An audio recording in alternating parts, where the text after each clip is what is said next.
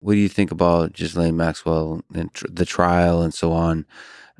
Again, maybe the interesting story there is about the coverage of the trial. So, like, the story is more complex and interesting than the actual horrific acts themselves. So, to me, maybe I'm not knowledgeable enough, but to me, she's also truly evil. I don't know where to, maybe you can help me to figure out who's more evil. Just like you said, now the person that says it's okay, that helps the evildoer, or is it the evildoer themselves? I don't know, but I think she scares me more than Jeffrey Epstein somehow. Yeah, There's people like that in the world I had too. a Twitter poll. Do you think it's more evil or less evil to kill someone because you've been paid to do it? And Huh. people, the winning answer was more evil, and I said it was less, because I think in that case you can kind of check out. You could be like, "This isn't I'm just doing a job. Yeah, I don't, you kind of can." I think in a sense, if you have a certain mindset, like intellect, to remove yourself from the yeah. situation. I'm just the conduit. When you were talking, like, I haven't been following her case that much.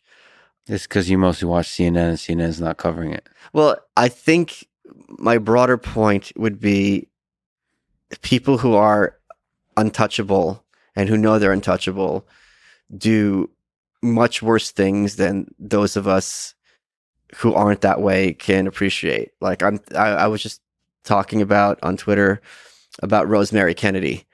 She was one of JFK's sisters. It's not clear whether she was developmentally disabled or had like depressive mental illness. There was something clearly off with her to some capacity. And at age 23, they gave her a lobotomy. And the thing with the lobotomy is you have to be conscious. They don't put you under. So you have to be counting backwards while their scalpel's in your brain, and they stop. But they stopped. They did too far. She became mentally like a 2-year-old, never had bladder control for the rest of her life, couldn't really talk or walk. And when that happened, they just put her away to some home, and they never mentioned her again, or they didn't tell the brothers or sisters where she went. The lobotomy was only revealed in 1987. And they pretended, oh, she's, in this home for kids with special needs. And it's just like that to me is very, very scary, that someone could, do this to that people I saw people respond like, oh, that was, cutting edge technology at the time. Haha. But I'm like, I don't think that was really done that frequently, or be hearing more about it. All these, botched lobotomies. And my understanding is lobotomies are very hard to, like, they would want to do them if someone's like a mass murderer, or like if someone's really bad, like if the person's left an invalid, like, who cares kind of situation. But when you're dealing with something like this, like, she's not killing people, she's not assaulting people, she's just difficult because she's making your vaunted family look bad.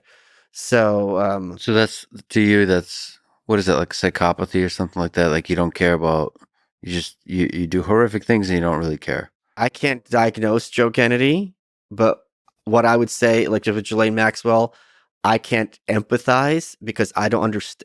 First of all, even in a positive sense, I don't know what it's like to be grooming my son to be the president and lost, the other son in war. I don't know what that's like.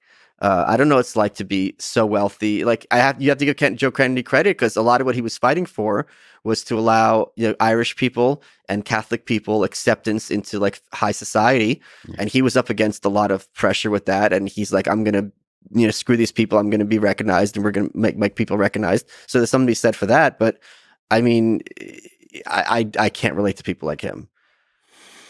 Yeah.